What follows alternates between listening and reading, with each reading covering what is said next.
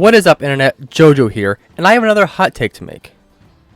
Now, this video is not a super in-depth analysis like I would typically do, but instead, it's me taking what I know about two characters' powers and skills and trying to come to a conclusion about who I think would win based on that information alone.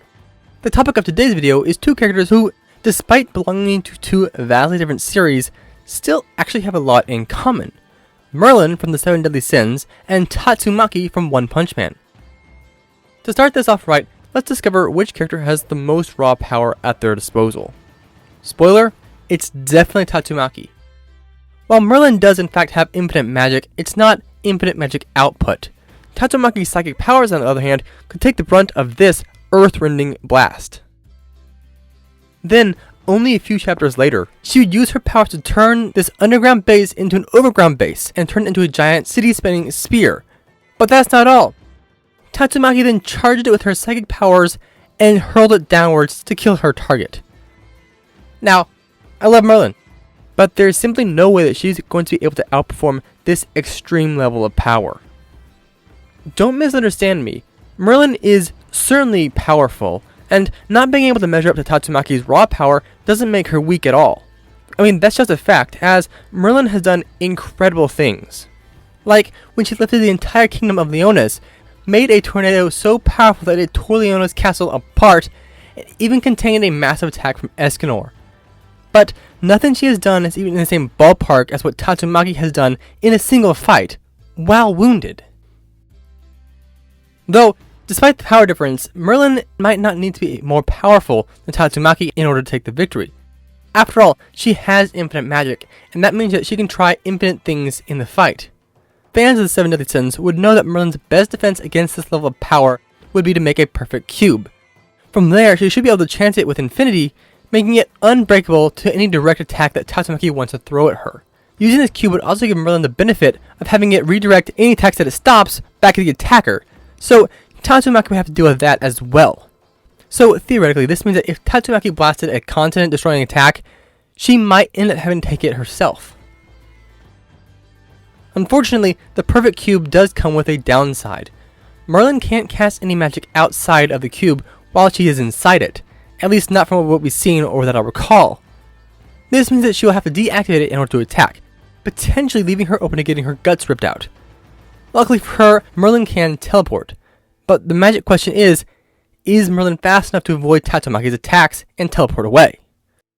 Looking at the feats that we've seen from both series, Tatsumaki does seem to take the loss in this front.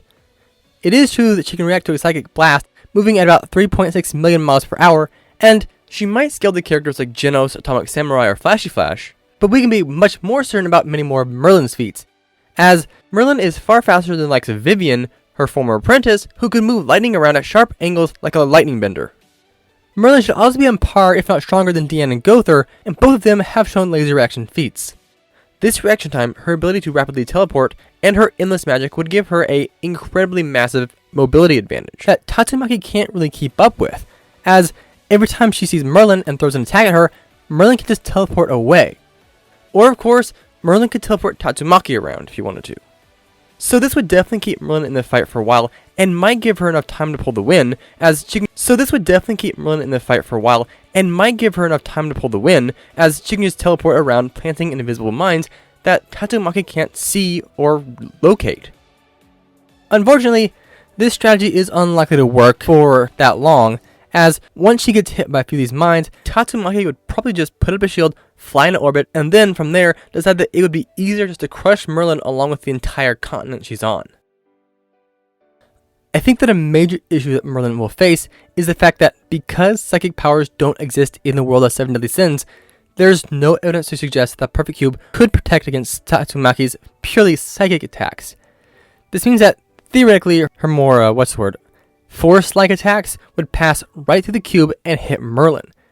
If that's the case, and it does kind of appear to be so, Merlin would have to keep teleporting and wouldn't be able to use the perfect cube at all, but at that point, Tatsumaki would probably just level an area akin to a continent.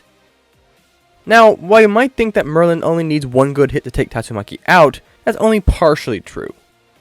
Tatsumaki has taken hits from seriously powerful characters before and survived, so it's not going to be as easy as a single solid hit. Not to mention how quickly Tatsumaki tends to recover from damage, especially major head trauma.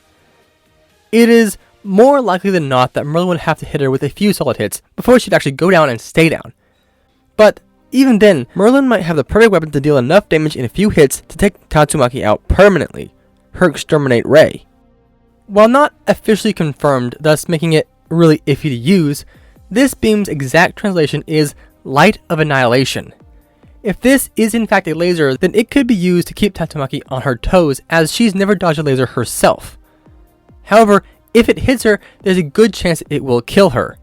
But that is assuming that Merlin could get past Tatsumaki's psychic defense in the first place. You see, while her powers are psychic, Tatsumaki can still block any energy or physical based attacks that are used against her. And because nearly all of Merlin's attacks would take one of these forms before they hit, Tatsumaki can defend against them. Also, I did mention it briefly before, but Tatsumaki should scale to an upgraded Genos, and he dodged lasers quite a while ago when he was much weaker. So the speed gap might not be as large as it seems on the surface. Unfortunately, speed is a major deciding factor in this fight, as if Merlin isn't fast enough, Tatsumaki will simply crush her. So, to sum it all up, I think that Tatsumaki would end up winning due to her vast number of advantages over Merlin. But that is just a hot take. Given how old Merlin is, and the extent of her knowledge, there are plenty of ways that Merlin could manage to take the win a decent percentage of the time. But I just don't think it would be over 51%. And of course, this is all just disregarding the fact that Merlin has never really been a frontlines fighter. She's always preferred to be support to the 7 Deadly Sins, while Tatsumaki is always a frontlines fighter and is incredibly aggressive in combat. If this was a team battle between the 7 Deadly Sins and a few S-Class heroes, I think Merlin would be an infinitely more useful part of the team. Unfortunately, this isn't a team battle. This is a one-on-one fight we're talking about. But I do think that there is a chance that the outcome could flip if we were to do a lot more in-depth research with both characters. But from where I stand now, I'm not really comfortable making that call. All that said, thanks for watching, see you next time, remember to stay spectacular, JoJo, out.